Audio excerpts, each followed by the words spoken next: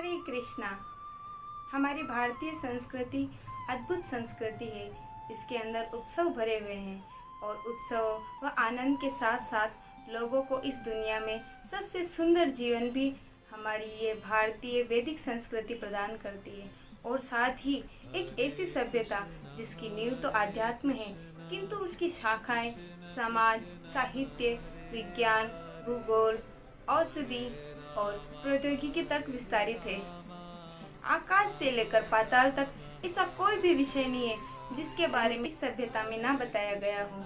और वह सभ्यता है हमारी सनातन वैदिक सभ्यता। वैदिक साहित्य में निर्देशित दिशा निर्देश, व्रत, नियम इत्यादि का उद्देश्य न सिर्फ मानव कल्याण की भौतिक उन्नति से है, अपितु उसके परम आध्यात्मिक उन्नति से भी है। और इस वैदिक सभ्यता में पूरे विश्व को एक परिवार के रूप में माना गया है। यह एक ऐसी सभ्यता है जहाँ गाय को माता माना जाता है और तुलसी को पूजनीय। तो चलिए, आज मैं आपको वैदिक साहित्य में समाविष्ट कामिका एकादशी की कथा सुनाती हूँ।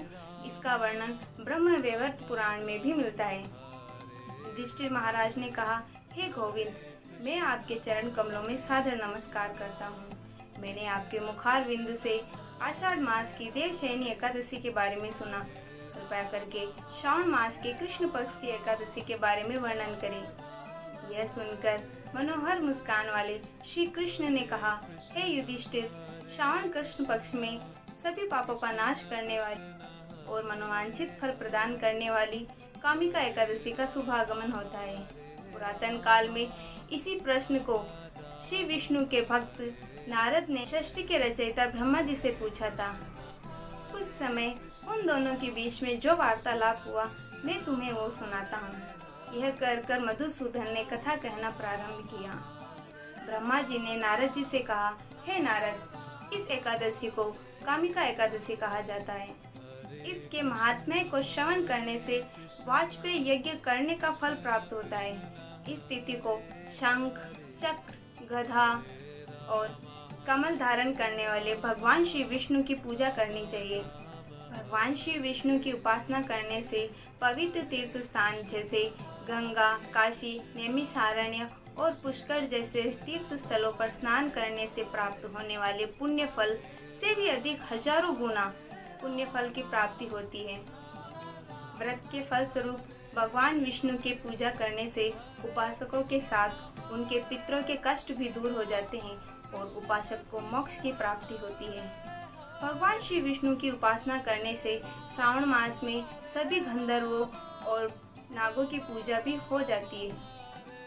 जिस प्रकार कमल को पानी स्पर्श नहीं कर सकता, उसी प्रकार कामिका एकादशी करने वाले को पाप स्पर्श नहीं कर सकते। जो कोई भी तुलसी पत्र से भगवान श्री हरि की उपासना करता है, वह सभी पापों से मुक्त हो जाता है। तुलसी के केवल दर्शन मात्र से सभी पाप नष्ट हो जाते हैं। तुलसी देवी को स्पर्श करने से हम पावन हो जाते हैं। तुलसी जी की प्रार्थना करने से व्यक्ति रोग मुक्त हो जाता है और तुलसी रोपण करने से भगवान श्री कृष्ण के साथ रहने का सौभाग्य प्राप्त होता है और उनके चरण कमलों में तुलसी पत्र अर्पण करने से भक्ति की प्राप्ति होती है। एकादशी के दिन तुलसी महारानी को घी का दीपक और प्रणाम करने से उससे प्राप्त होने वाले पुण्य का हिसाब रखने में तो स्वयं चित्रगुप्त भी असमर्थ हैं। कामिका एकादशी का व्रत रखने से भ्रूण हत्या और ब्रह्म हत्या जैसे महापातकों से भी मुक्ति मिलती है। एकादशी के दिन भगवान श्री कृष्ण के सम्मुख जिसका दीपक जलता है, उसके पितृ स्वर्गलोक में स्थिर होकर अमृत पान का लाभ प्राप्त करते हैं। हे नारद, पाप से भयभीत व्यक्ति को कामिका एकादशी का व्रत अवश्य करना चाहिए। एकादशी व्रत से बढ़कर पापों का नाश का और कोई उपाय नहीं।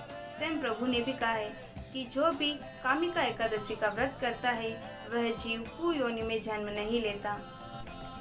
जो इस एकादशी पर तुलसी पत्र से भगवान श्री विष्णु की पूजा करते हैं, वह समस्त पापों से दूर रहते हैं। हे नारद, मैं स्वयं भी हरि प्रिया श्री तुलसी को सदैव नमस्कार करता हूँ। वह इसके महात्म्य को श्रद्धा से जो कोई भी श्रवण करता है, वह कथन करता है, वह भी वैकुंठ लोक को प्राप्त होता है। भगवान श्री हरि सर्वोपरि है। वे अपने भक्तों की निश्चल भक्ति से सहज ही प्रसन्न हो जाते हैं। तुलसी जी भगवान श्री विष्णु की प्रिया हैं। भगवान श्री हरि हीरे मोती सोने चांदी से इतने प्रसन्न नहीं होते जितनी प्रसन्नता उन्हें तुलसी पत्र के अर्पण करने से होती है। अतः एकादशी पर व्रत रखकर भगवान श्री विष्णु को हमें भी प्रसन्न करना चाहिए। उन्हें तुलसी पत्र अर्पण कर सभी पापों से मुक्त होकर भक्ति के पथ पर आगे बढ़ने का प्रयास करना चाहिए। धन्यवाद। हरे कृष्णा।